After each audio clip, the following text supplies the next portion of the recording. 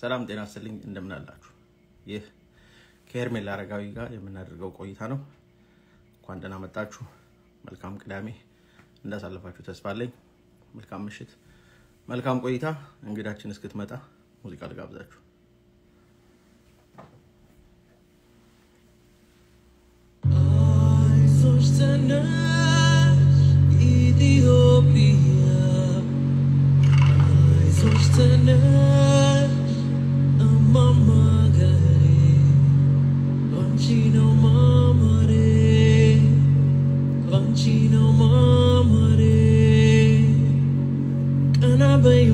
እንደናመጣችሁላችሁም እንግዲህ እንግዳችን እስክትመጣ ድረስ አብረን ቆይታ እናደርጋለን ሌላ ሪኩዌስቶችን አልቀበልም እንግዳችን ብቻ የገባቸው ቀኔው የኢትዮጵያዊነት ሰንደቋን ያዝ ቆመው ለመስዋዕት የደፈራትን እያሳፈሩ የወደዳትን እያከበሩ ዘቆመው ለስንት ዓመት ኖሩ ዛሬ በቀኔ ቢሰጡ ድርሻ ሳትወጣ ዳገት ሳትገባ ጢሻ ድንበሯ ሰፊ ቢሰጡ ሀገር ዘሬን አልካቸው ጠበበ መንደር ሀገር በመንደር ታርዳት ትላ የአባቶችህን አደራ ትብላ ለሙስማት በደንብ አስተውል ዘር ሞተ ሳይሆን ሀገር ሞተች ኢትዮጵያን ብሎ ብዙ የሚባስን ለሀገር ብሎ ይሰጣል ነፍሱን ቀን የተገኝቶ ደም የሚዘራ የሚነጋገር ከአምላኩ ጋራ የባለ ሀገር ልጅ የዚያ ከብረራ ከእንደ ብርቱ ነኝ ደፋር ጠንካራ ደሙ ከሞቀ ከቶ የማይበርድ በጠላት መሃል የሚያርበደብድ አይዞሽ ሀገሬ አይዞሽ ሀገሬ አይዞሽ ሀገሬ አይዞሽ ሀገሬ መንገጃ አይቶ ደም የሚዘራ የሚነጋገር ከአምላኩ ጋራ የባለ ሀገር ልጅ የዚያ ከብረራ ከእንደ ብርቱ ነኝ ደፋር ጠንካራ ደሙ ከሞቀ ከቶ የማይበርድ በጠላት መሃል የሚያርበደብድ አይዞሽ ሀገሬ አይዞሽ ሀገሬ አይዞሽ ሀገሬ አይዞሽ ሀገሬ እሺ እንግዲህ እንዳልኩት ዛሬ ክብር እንግዳ አድርገን የጠራነው ሔርሜላ አረጋዊ ነው ሔርሜላ አረጋዊ ለማታቋት ራሷን ታስተዋውቃለች ብዙዎቻችን የኢትዮጵያን ጉዳይ ማንከታተል ከሆነ ላናቃት እንችላለን ሆኖም ግን እሷን ማነጋገር በተለይ በዚህ ሰዓት ለብዙዎቻችን ጠቃሚ ነው ብዬ ስለማስብ ጋብዣታለሁ ፈቃደኛ ሆና መጣለው ብላለች ይቅርታ አንድ 5 ደቂቃዎች አረፍዳለሁ ብላለች ስለዚህ እሷ እስክትመጣ ጊዜ ስለ አጠቃላይ ፕሮግራሙ ልንገራችሁ እዚህ ላይ ማናችንም የተለያየ ሐሳብ ሊኖረን ይችላል ሐሳባችንን ማንጸባረቅ መብታችን ነው ነገር ግን ካሁን በፊትም እንዳልኩት ሁሌም እንደምናደርገው ስድብን አላስተናግድም አመን ሰዳደበትም ጊዜም አይደለም እዚህ ላይም መቼም ቢሆንም ስድብም አናስተናግድም ሆኖም ግን የተለያየ ሐሳብ ያለው ሰው ሐሳቡን ገንቢ በሆነ መንገድ ማንጸባረቅ ይችላል በሐሳብ ለሐሳብ በኮሜንትም መነጋገር ትችላላችሁ አስፈላጊ በሚሆንበት ሰዓት እሷ ማትታይበት ነገር ከሆነ ኮሜንቶች ይጠፋሉ ጥያቄዎች የመጡ ጥያቄዎች አሉ ሆኖም ግን በዚህ ሰዓት እያንዳንዳችን ዝም እንደኔ እንደ አንድ ግለሰብ ዝም የምንልበት ሰዓት አይደለም አገራችን ያለችበት ሁኔታ ያገራችን ብቻ ሳይሆን ከውጭ አገር ላይ የሚመጣብን ጫና እየተዘገበ ያለው የውሸት ዜናዎች ህዝባችንን እየረበሸ እኛንም ሰላምን እያሳጣን ነው ሆኖም ግን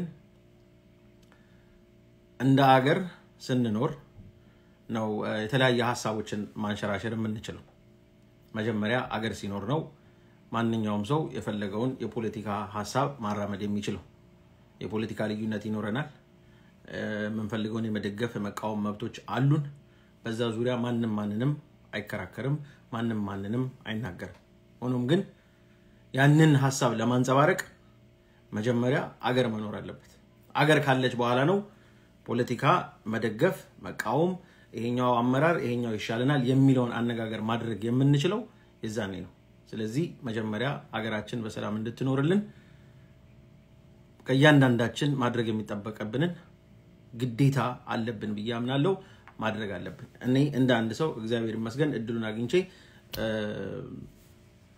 ፕላትፎርም አግኝቻለሁ የሚሰሙኝ የሚከታተሉኝ ወገኖች አሉ መልእክቴን አስተላልፋለሁ የሚጋራ የሚሰማ ማድረግ የሚፈልግ ካለ ያደርጋል በዚህ አጋጣሚ የሶሻል ሚዲያ ጥቅሙ ምን እንደሆነ እንድትነግረን እሷንም ጠይቃታለሁ ከዛ ውጪ አንድ እሷ እስክትመጣ አንድ ምሳሌ ልንገራችሁ በፖለቲካ ተለያይቶ አገርን የመደገፍ አንድ ምሳሌ ልንገራችሁ ማታ ሌላ ላይቭ ላይ ተናግሬዋለሁ አሜሪካኖች ፕሬዚዳንት ቡሽ ሲመረጥ ደስተኛዎች አልነበሩም በአብዛኛው ምርጫው ተጭበርብሯል ምርጫው እንደገና ይቆጠርልን ተጭበርብረናል አልጎር ነው ያሸነፈው ቡሽ አላሸነፈም የሚል ትልቅ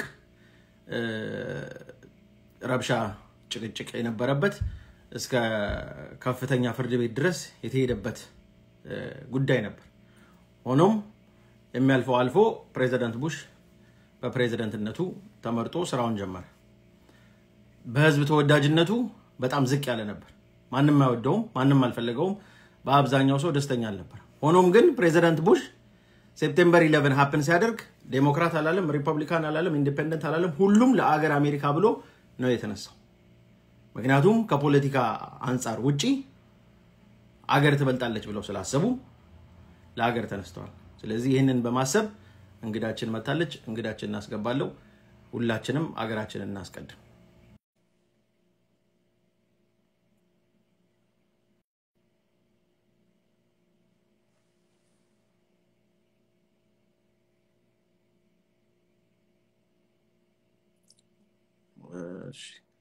ሔርሜላ I just sent you the live I just accepted your request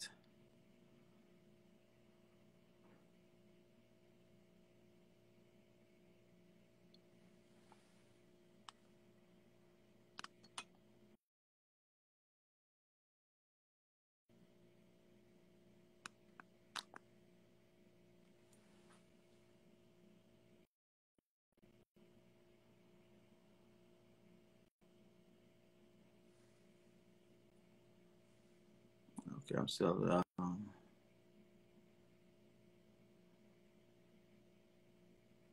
okay, Hermela, if you could comment, I'll try to bring you from that. It's unable to bring you on. Let me try one more time.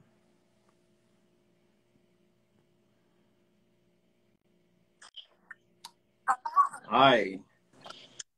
Hello. I'm good. How are you? Hi, how are you? I'm good. It's been a long time since welcome. I did Instagram Live, so we thank you. I thank you for joining us, being willing to come and share your knowledge. I do have a quick question for you. How's your Amharic? Are we gonna go straight English or are we gonna mix? Ooh, you can speak Amharic, but Okay. I can't really Okay. express everything. All right. No problem. Amharic. Again, on behalf of the MWA family, I'd like to thank you for taking this opportunity to come and educate us on things that we need to know. And I feel like this would be a more informative session that I think most of us have been sitting on the sideline for long, for whatever reason. But I feel like now is the time more than ever for all of us to stand with our country and to do our part. So with that, I'll give you the platform. If you could begin by telling us who you are, for some who might not know you, what you do. Who's ሔርሜላ?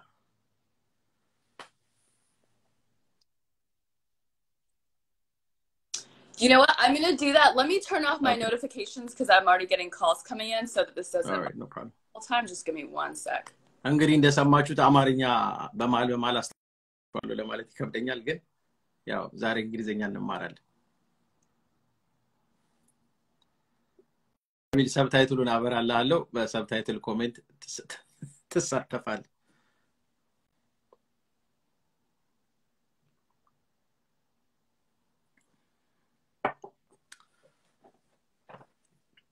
እና እንግዲህ ያው አንዴ ስልኳን ዱና ዲስተርብ ላይ እስከምታረግ ነው ተመልሳ ትመጣልናለች ያው እንግሊዘኛ ነው በእንግሊዘኛ ነው የምታብራራው ስለዚህ ያው ከጨዋታው በስተጀርባ ኤግዛክትሊ ማለት የምትፈልገው ስለሚገባን ግሬድም ለእንግሊዘኛውም ማግዲ መጣለች ማግዲ በኮሜንት አስተርጉምላችኋለች ኤኒዌይስ ቆም ነገርና የምንማርበት ሰዓት ነው ብያምናለሁ okay welcome back again all right so I was saying who's Hermela for those who might not know you if you could please introduce yourself and tell us who's Hermela and what you do. So my name isሔርሜላ Aragawi, and I was born in Addis. Both of my parents are from the Tigray region. I was born in Addis, came to the States when I was 7, lived in a lot of different parts of the country, Mississippi, Tennessee. We came because my mom was getting her doctorates in medicinal chemistry. And so we've moved around a little bit due to that. Lived in Boston, went to college in Boston, studied broadcast journalism, always sort of knew I wanted to do news. Watched a lot of talk shows, Oprah, things like that when I was growing up, 2020. And then eventually graduated, came out to LA, thought I wanted to do maybe entertainment news, did an internship at Entertainment Tonight, didn't love it. It was just a lot about like celebrity gossip before Instagram and all of that was a thing. So decided I wanted to really go back to news, worked at Current TV's The Young Turks, did a lot of political news for a couple of years during the 2012 elections. Then went over to Al Jazeera America for 3 years there, moved to the Bay a couple of years, and then came back to LA to work for CBS LA. So I've been in the business for about 10 years. You know, focused a lot on local news the last few years. And then about a year ago got wrapped up in all of this stuff because my mom had gone to Mekelle a year ago to work with the university there and help them with research and things like that. So when the war started, I was particularly invested because there was a communication blackout. I didn't know what was going on. And so I started to pay attention. I started to work with activists, humanitarian activists, or so I thought. You know, learned a lot, made mistakes, learned a lot, learned that a lot of the news in CNN and New York Times and AP, I'm sure you guys have heard me say this before, is a lot of propaganda, you know, when it comes to other countries particularly. So, but I learned that the hard way, was sharing a lot of the news that was coming out of there, remember all the massacre reports and things like that. And then, yeah, there was just, you know, I had a lot of questions. I always have questions. That's what I do, right? So it's not like I ever went into it blanketly believing everything that everybody was saying. I was having conversations with people. I would say, you know, my friends are from all over the place, not just Ethiopians from all over the place, but literally like just backgrounds of different places because I've lived in a lot of different parts of the country. So I really don't believe in the whole race and ethnicity thing. But when this war came, that was just a lot of the conversations that were being had, particularly the activists were really pushing this idea that, you know, they hate us because we're Tigrayan. And from my experience and a lot of the experience of the people that got involved because it was humanitarian in nature, at least that's what they thought. Like a lot of people said that. What? Most of my friends were Ethiopian. Like I had no idea that they hated me because I'm Tigrayan, et cetera, et cetera. But nonetheless, that was the line that was just pushed. And so I think a lot of us were debating with our Ethiopian friends.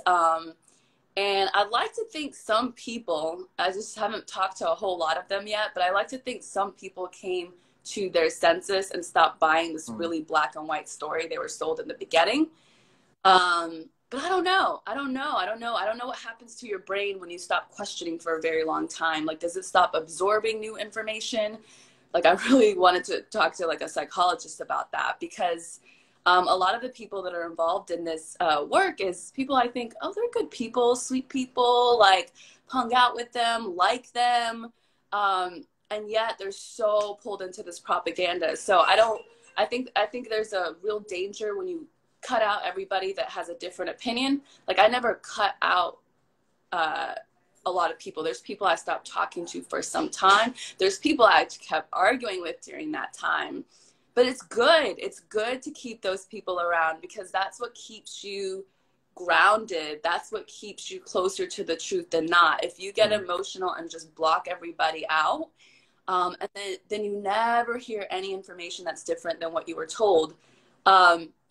So I think that's what's happened to people. And you know, I have a suspicion that a lot of people are now getting paid because there's a lot of money that's being collected. And, you know, maybe, you never know, like maybe people really just need that and they really believe that, you know, they're going to win anyway. And so just ride this into the sunset. I'm sure there's a lot of people who aren't either and who just kind of believe in it. But those who are really doing the work, who are having the meetings, who are going on social media, who are writing about it, I have a feeling there's a financial benefit to some degree. So maybe that's it, but I just don't think it's worth it. I mean, I gave up, at least for the moment, a stable thing because I was just so disgusted by how much the lie was getting a platform and how the truth just kept going further and further back into the conversation. So that's kind of it. And I know you've heard me say a lot of it probably, but yeah, I'll just open it up to questions. I saw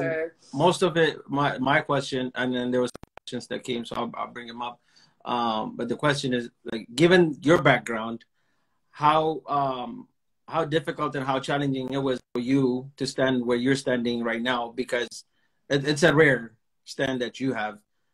Like you say, some, whether it's believing in the facts or some just choosing not to, it's a rare stand that you have, and I think you're getting a mix of reaction. Some admire you for, you know, for standing with the truth. Some will just denounce you because you're not standing with your fellow country people from your background. So how were you able to deal with that?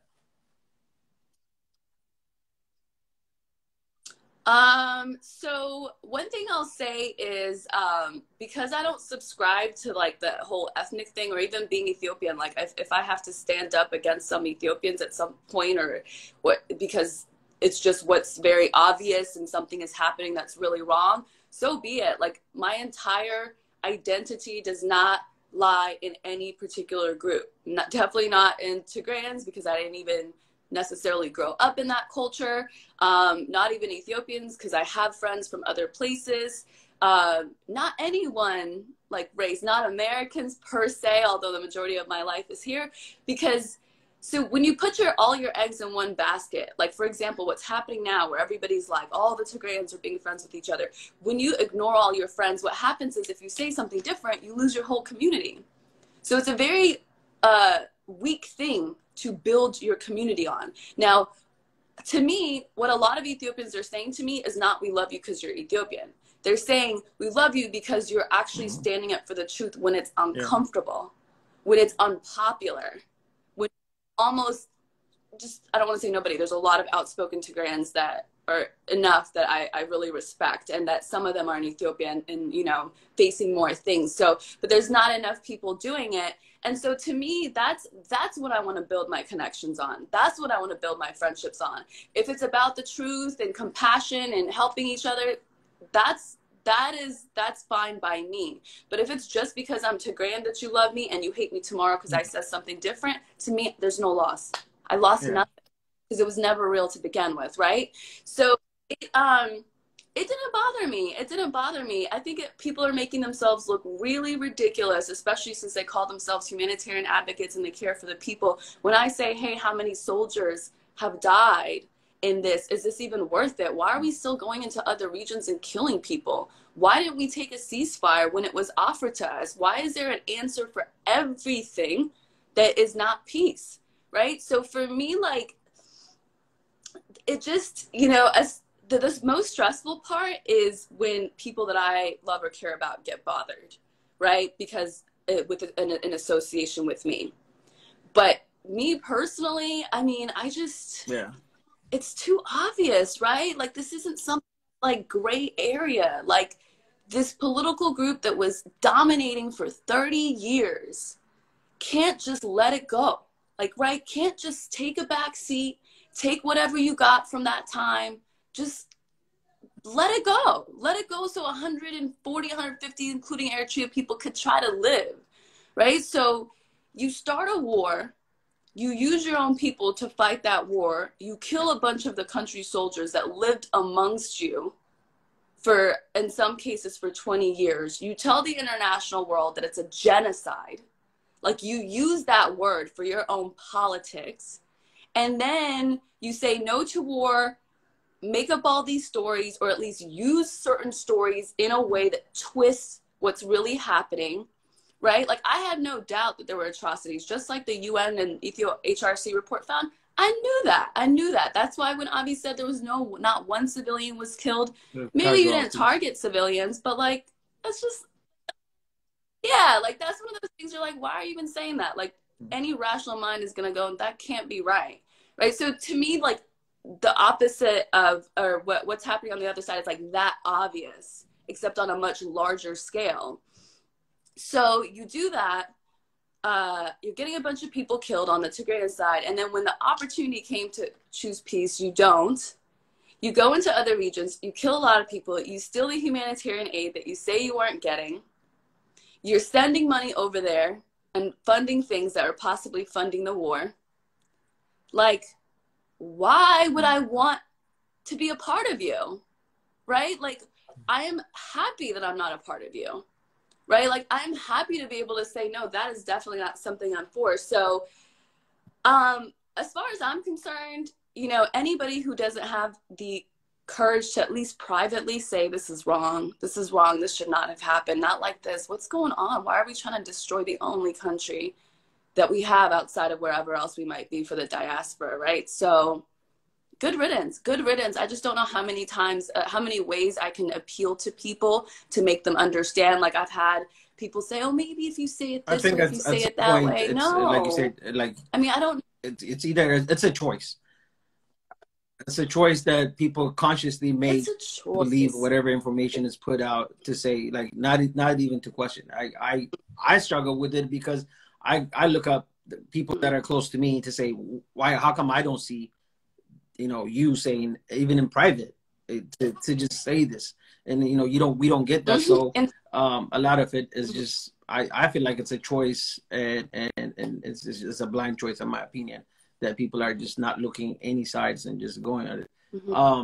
So what, for people like us, where can we get reliable information and news that are not biased on, like, factual based news? Where do you suggest people look for to hear facts, news that are based on facts, not one-sided, and not biased, and that, like, independent journalism, things that you're doing now?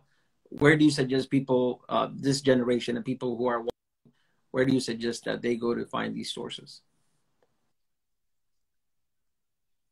So Breakthrough News, who I did an interview with recently that you guys probably saw, they're doing an excellent job. They do not have an agenda except the truth, like, which is what I thought a lot of outlets would be.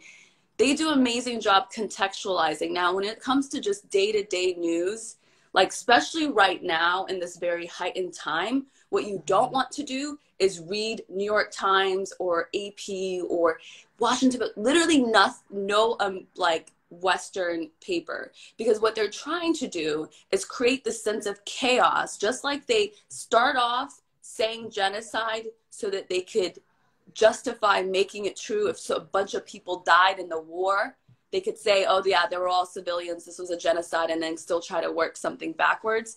That, I think, is what's happening in that space. So we have this a Twitter account called the Horn of Africa Hub. It's actually doing really well. Started November 1st with the campaign #NoMore. And I think those principles are really universal. We have a lot of people from Somalia and Haiti, and Venezuela and some of the Latin American countries that are really taking a part in this, because they know what it's like to have some group in their country that maybe had too much power, or for whatever reason was being backed as rebels to overthrow a government, have this whole entire apparatus, you know, work against them until the country actually falls. And in this case, I hope it doesn't. So we do a lot of vetting when we put it out on Horn of Africa Hub. We don't just put out anything. I don't like to do too many things about the war front and who's where and whatever, because those kind of things are not reliable. And plus, you just, if you're losing, the point is, right, like, this country has to stay together, right? Like, so I don't care if, like, TPLF militias think they're winning here today. Like, this is not how you're going to take over a country. It has to get to the point in Africa where armed rebellion is just not accepted. Like, you don't get to come to the table and have a conversation when you pick up a gun way of making your voice heard. Like, we have to get to a point where protesting is heard, where protesters are not killed, and where people with arms are not invited to the table. So I'm not saying it's easy with what's going on. I think the people in Ethiopia are paying the biggest price, but I do not want to live in a world where belligerent people with guns can take over a country anytime they feel like it. So in terms of the war front, I think we all just have to count on the people there to do the work, the people there who are sacrificing their lives and everything else to do the work, and then the rest of us can focus on the information about what is true. Are they really that close? Is it really a threat? If it's a threat, what do people need to do? What do people need to avoid doing? For example, I don't know if any Tigrayans would be even watching this or watch this later. If you're a Tigrayan right now, and especially if you're in Ethiopia, and if you have affiliations with TPLF, if you're funding them, if you're celebrating when you think they're winning and you get arrested, no one's going to feel sorry for you. No one's going to feel sorry for you. What I hope doesn't happen is innocent Tigrayans don't get wrapped up, right? Like, people that just want to live their lives. They want nothing to do with this political stuff. They just want to raise their kids and whatever.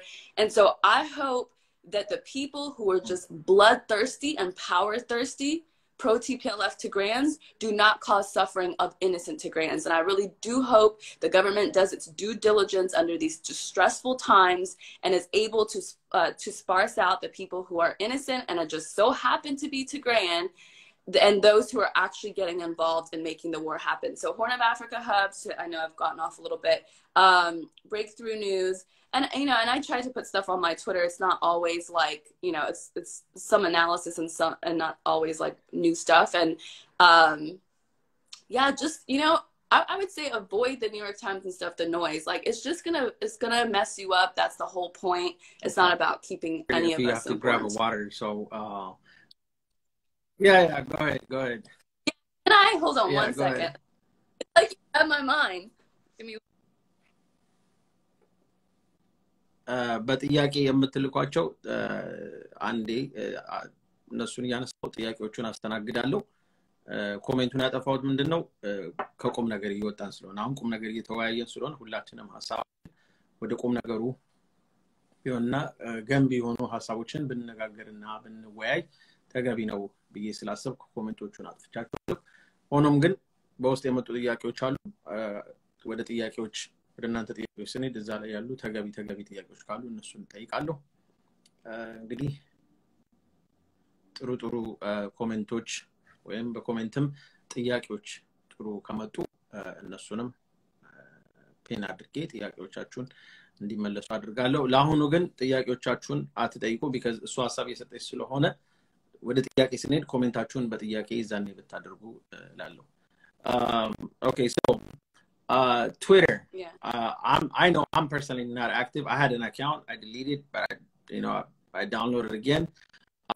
Can you tell us the importance of having a Twitter account, or if we don't have one, to create one, and why should one create a Twitter account, and once you create an account, what is it that you have to do to be effective? Good question. So, I know it can seem a little overwhelming, Twitter, but so you sign up with an email that you have, and you don't have to necessarily use your real name if that's something that you don't want to do. It's good if you can, because I think it's good to show that it's actual real people that are getting involved. And then once you get on, you just follow at Horn of Africa Hub. There is a link tree, a link in the profile. You click on that and it gives you a list of tweets. You can read them before you even send them. And so they're purple. And you click on the one that you want to send. It says, it prompts you to go to your Twitter app. And then it literally posts that tweet as if you just wrote it there. And then you hit tweet and it goes out. And then you can choose to do that. There's actually ways to schedule tweets. I think you might have to copy paste it in that case, but forget it. You just every once in a while, you just hop on your phone, go to that link, and then you pick another one. You literally can just go down the line. You can go down the line, and an hour from now, you can send another one. An hour from now, you hit 3 buttons, you send another one. And you don't have to come up with your own, you know, we've done the work for you. Everything on there is legitimate. It's verified. I have sources that are, you know, scholars that are really trying to do the right work and not just trying to fuel a war there, that get information. And just participate, because this war is not just a physical war. It's very much an information war, as we all learn. Anyone should ever make the mistake again, that the truth will speak for itself, right? Because the lie is so much louder. They're so much louder. They're shameless. They stick with the same thoughts. They don't change. They just drive it home. I mean, the idea that genocide was something that was made up to get international intervention is, to me, and it's such an embarrassing lie. It's such an embarrassing lie. Anyone with a conscience should be able to stop and walk away from that, because you don't want to be a part of the system that lied about genocide, right? Because the other thing that this does is, one, you're fueling hate. If you watch Tigray Media House or any of those things, all they're telling them is Amhara is your enemy. They're your enemy. They're killing you. They're going to try to wipe us out. We're going into the regions to take them out. You don't want to feed people this. It's going to come back to you. It's going to come back to you. So I think that to try to go the other way and try to be balanced, right, as much as possible. Like, you know, there's a tweet on there from Jamal Contis who says, not all Tigrayans are pro-TPLF. Like, obviously, there's a lot who suffered under them. There's a lot who are suffering under them right now who don't have a voice. And so as much as possible, it's a really hard time not to lean into the hate when you see how bad things are right now. But it's just, we gotta, like, I gotta check myself too from time to time, because I just get so upset with what's happening on one end, that I have to remind myself, like, do not go in the direction of making any blanket statements, you know, assuming that everybody that you see represents the ethnicity that they claim to speak for. So just use that link tree, and just, it's easy. And DM me, DM anybody, ask people if you have questions about how it works. Don't waste a lot of time and energy trying to figure out yourself. So we're here to help. Since we're talking about Twitter, I saw that Twitter has temporarily restricted trending Ethiopian activity or something. Now, do you think it's because they said it was for safety? Do you think it's because of safety, or do you think because now more people are awoke and they're taking parts and being the opposition of what has been actively going on Twitter? Yeah, my guess is the latter, and part of that is not just something I'm making up. So I'm in touch, like I said, with other community, I'd say journalists that have, you know, that specifically I'm talking about one from Haiti who's been doing this work for 20 years. And I speak with her a lot, and she says, or I've spoken with her a lot, and when she saw the whole thing about Twitter, she's like, yep, this is it. This is what they do. Like, we've seen it before. It's like cookie cutter formula. Like, once a certain narrative starts to get, to pick up steam, they make up something about, you know, it being about protecting the people, and then they stop it. So my thing is, this is a good sign. It's a good sign actually gaining traction. So everybody should be encouraged by that and do not stop. Because if they really were interested, because what I'm starting to realize is a lot of things are interconnected, right? So people in high places, people with a lot of money can make certain things happen, right? Things that seem independent of them, they can make the calls, they can throw the money in that direction, and they can make things happen. So I don't have any proof that that's the case with Twitter, except that there's precedent for it. There's precedent for it, and not just in Ethiopia. So, because if it really was about protecting people, the hashtag Tigray genocide would have been cut off a long time ago. Because what you're saying when you say genocide is you're telling people, you're filling people with fear. They're going to wipe you out. You're filling people with hate. They hate you, and they're going to wipe you out. So now you hate them. And then when you say they're going to wipe you out, you're actually saying, so you better wipe them out, right? So that itself is a very insightful hashtag, especially when there is no proof of that, especially when the only so-called evidence is coming from the usual places that are fed by these activists. And I know, because that's how they got the news out. People would ask me, do you know this person, or do you know somebody there? Can you get this out to them? In a couple of cases, I've helped, right? Thinking like, these are stories of families, like, why not let them be heard? Let people decide whether, you know, it's fully true or whatever it is. So I would say keep going. Keep going. We haven't been at this for a very long time. I know people have been saying a lot on Twitter, but we haven't had something really organized in a very long time. It's not going to stop the truth from coming out, right? I mean, I'm testament of that, right? The fact that I bought into so many things for months, not to say blanketly, but I did feed into a lot of things for months, and at some point, I'm here, right? So, because I'm arriving at the truth. I think that's going to be the case for a lot of people, for a lot of organizations. We've got a lot of collaborators who see what's going on, with whom that's happened in their respective countries. So, yeah, nothing's a conspiracy anymore, right? Like, it's just in your face now. Continue big media's throwing us these unreliable and fake news that are coming out, and then the so-called press conference that was held that supposedly is going to represent us. I just think, I personally, for quite sometimes, I haven't said anything, because even speaking out about Ethiopia is looked at as like, you're against us. Like, okay, well, if you're coming out and you're saying these things and you're doing these things and you're freely expressing your opinion and your views, why can't I personally say I stand for Ethiopia? So I think it's, for whatever reason, my reason has just been like, I'm trying not to offend my friends. I'm trying to just, like, be neutral about it. I might have my personal opinion, but I just don't say it, out on the public, because what I do is a different platform. I don't, it's not about politics. But to me, this is not about politics. This is about country. The example I was giving before you came on was about when President Bush when he became a president, he was not, the popular president. People didn't want him. The election was rigged, this and that. He went to the Supreme Court and what have you. But 9/11 happened. When 9/11 happened, everybody galvanized came to their country. Not because Bush was a Republican, only the Republicans didn't, nor the Democrats. It was about America. America was under attack, so a lot of young people who were able went up to protect their country because their country was attacked. I feel like we're at that stage. It's not just about the war that's in Ethiopia, but all the pressure that's coming to Ethiopia, the media, from the Western world, from our government here in the U.S., all the pressure that's coming on. I feel like it's an attack to my country. So it is time. I don't think anybody can sit in silence.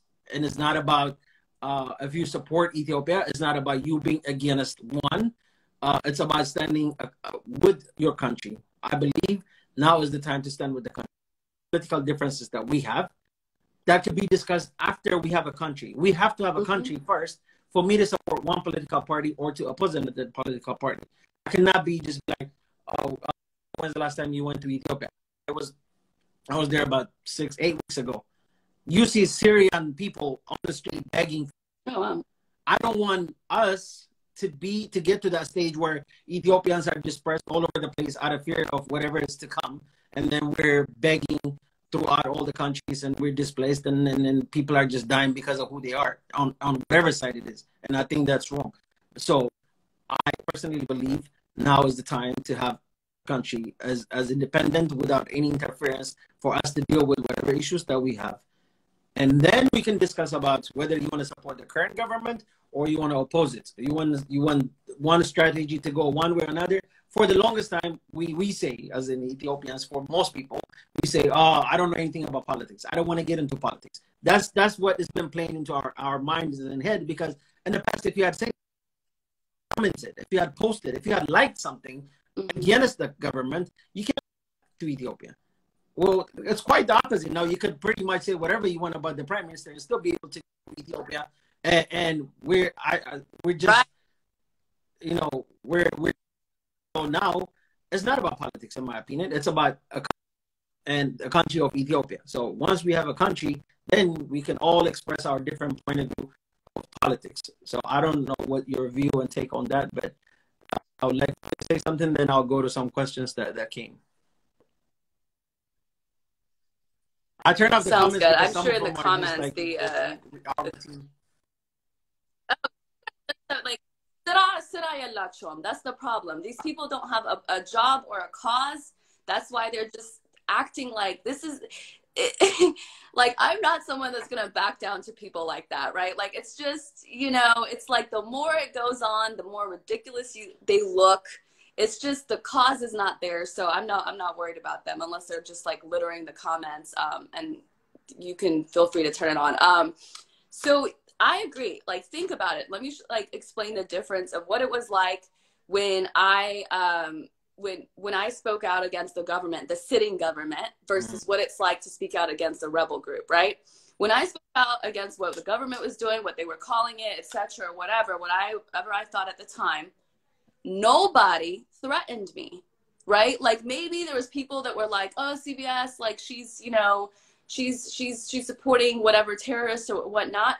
But nobody did or tried to do what these Tigray genocide activists do. There was no petition for my job. There was nobody threatening my life like some of these lame thugs have been trying to do on my social media page. People that I know who in a second would end up in jail because of some of the things that they did, have the audacity to risk to threaten my life, right? So the government did not go after me. Nobody from the government tried to threaten me. No activists threatened me the way that these people did. And it was a sitting government, like, right to your point.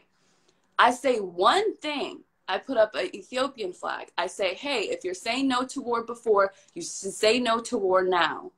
And it's like, I'm being called all kind of names, right? People are trying to call everybody that I know and intimidate me. That goes to show you, I do not want to live in a country run by these people. Even when they're not in power, they're terrorists, right? Even when it's somebody that's living abroad. I have gotten nothing from TPLF. Everything that I've ever done, any job that I've ever had was pure and done the right way. So I don't owe them anything, and yet they treat me like I do, right? Let alone somebody that was maybe somewhat with them, got something from them. We know that they killed over 50 people just for working with the Prosperity Party, right? So to me, there's no, this equivalence is just, they're so different. You know, these are two different things. There's plenty of things we can criticize with government. Some of the things being they're not harsh enough in certain ways. You know, I don't know why all those people got through the Amhara and Afar regions and killed a bunch of people. Like, I don't know why that happened. And so there's a part of me that wants to criticize the government for that, right? So but right now, when you have these, especially these outspoken activists, first of all, let's make it clear. Some of these activists have their own personal agenda. Their parents are in that group.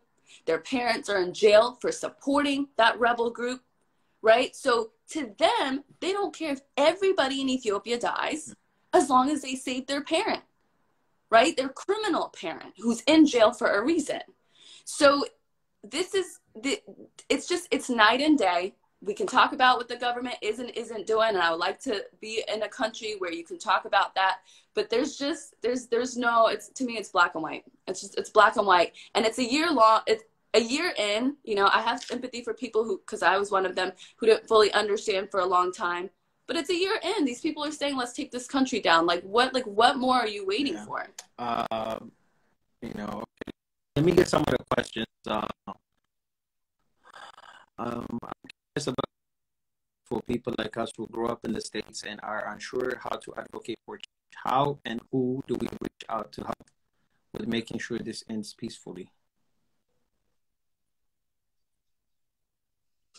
Okay, so one of the things that I think you have to do, which takes a lot of work, is just reaching out to your local Congress people and local representatives, particularly, yes, definitely Democrats too, but particularly Republicans right now, because I don't think they've gotten the same sort of funding from some of these interest groups as Democrats have.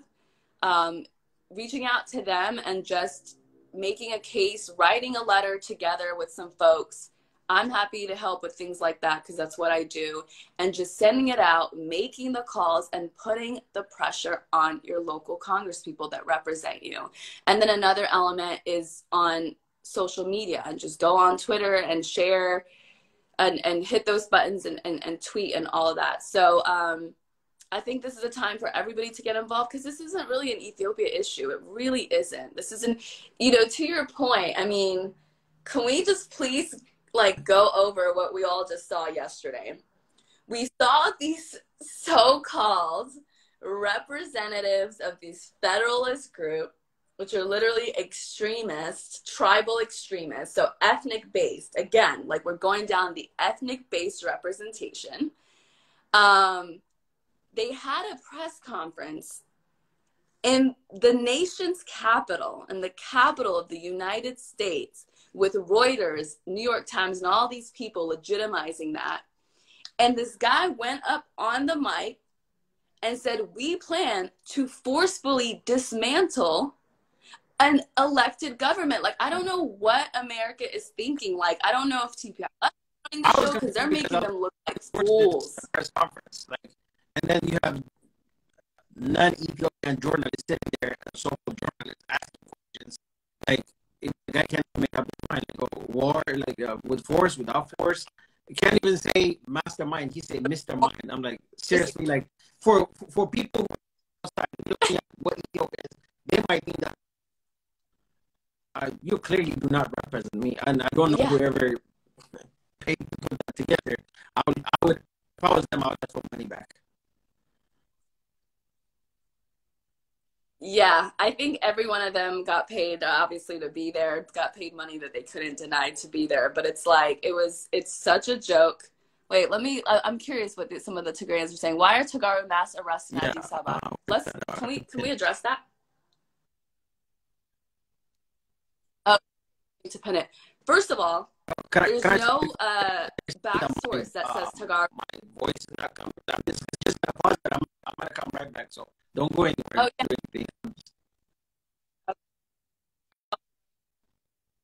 Okay, hopefully, yes, please go ahead and address that. Sorry.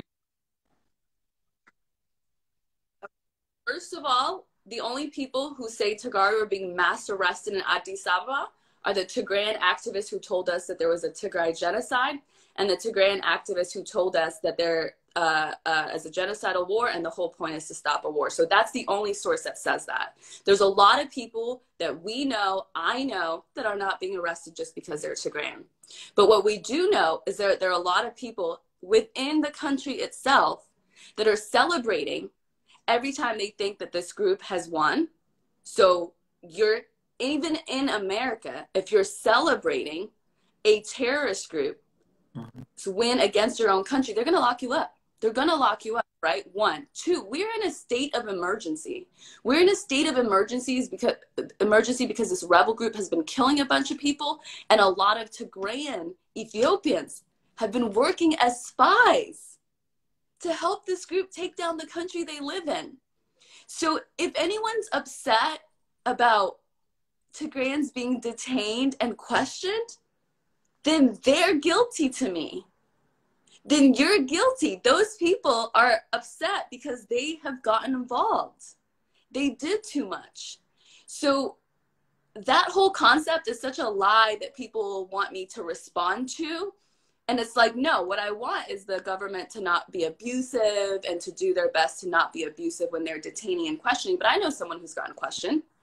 She got released, right? So when you have made so many of the people a part of your system, a part of the system to take down the country, and then you claim like, oh, they're being mass arrested. No, to me, when I hear that, especially when I see that in the Western media, I hear they're arresting our informants and co-conspirators. Like, that's what they're really saying. If you arrest all these people, then who are we going to work with to take down this country? Right? So that whole concept has not been verified. The second that I hear that there is mass arrest of Tigrayans for not a legitimate reason right now, I don't care who they detain and question. Don't abuse them. But if they feel like that's what needs to happen so that this country does not collapse in this exact moment, if I was there, I would understand that they detain me and question me. Like, I don't understand how people do not understand that that's what needs to happen. For, like, they're asking the government to be this perfect, even bigger than a first world country, just never get the wrong people at all. Like, you know, just somehow protect the country without detaining and questioning people. But then they don't question that their own leadership is actually starting a war, throwing people into the fire, and then making everybody an accomplice by getting them into their own world and spying for them, right? So that's why I keep the comments on sometimes, because those guys just live. I'll look into the questions that came, but if you see something in the comments, feel free to address them. I think you already said one of the questions was what kind of part of the protest, to the protest that took place yesterday. Was it to the Tigray genocide? What kind of message does she have for those being a part of the hate protest? I mean, I just say, let the haters hate. Let the haters hate. God willing, things will get better and the right things will win. They're wasting all their time and energy just protesting about the wrong thing. I mean, nobody believes them at this point except themselves and the people that they're working with to take down Ethiopia.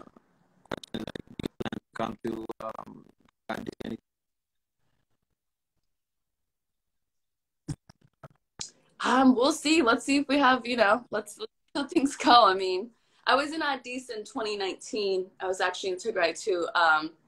I mean, I hope so at some point when they clean up all these belligerents. About the human rights report released earlier, but since the questions are coming. Yeah, so it's, it's what I expected and what I'd hoped for, right? Like, so this is a good time to address what I said about the Ethiopian Human Rights Commission back then. It was an entity that was created that was like a government entity, right? It was created under EPRDF. And what I was saying at the time, because I was like holding Ethiopia to standard, is that how can we trust what they say? Because it's a government entity, right? It's a government created entity. So the people that are now not trusting their involvement are the people that supported the government that created that commission the way that it was structured, right? That's one. You can still argue that there's some level of lack of independence there, but what the results tell me is there is independence, because they got all their people. They said their own soldiers, Ethiopian soldiers, committed atrocities. They said Eritrean soldiers committed some atrocities. They said Tigrayan or TPLF and Tigrayan militia committed atrocities, as well as some Amhara militia, right? It's what you would expect in a war. It's exactly what you would expect in a war.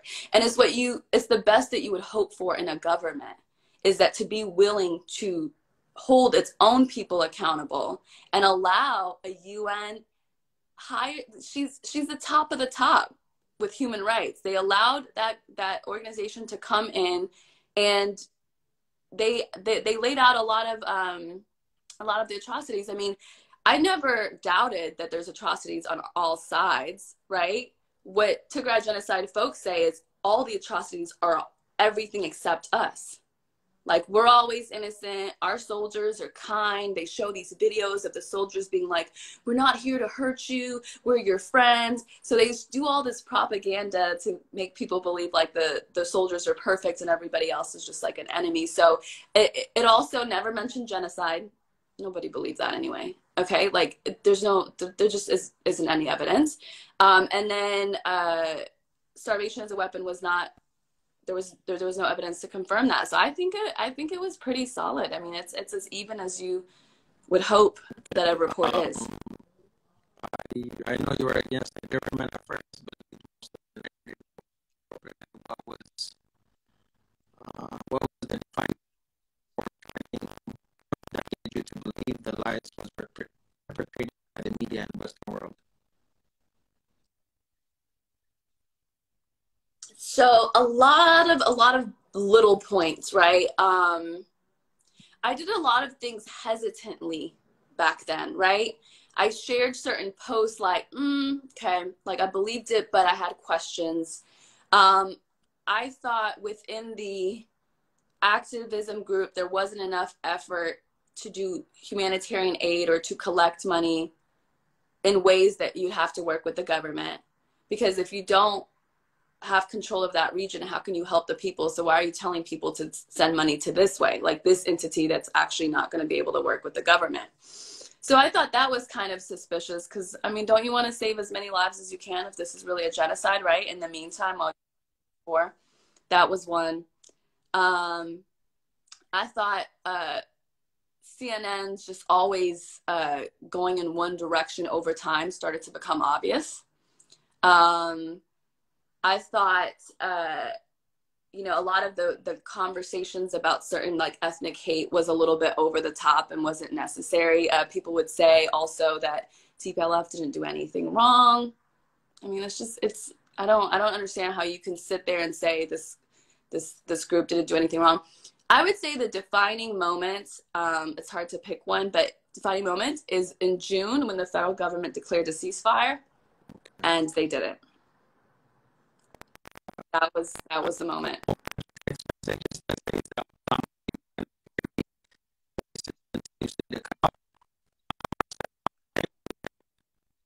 Do you want to? Oh, I guess if it only allows you to do an hour, right?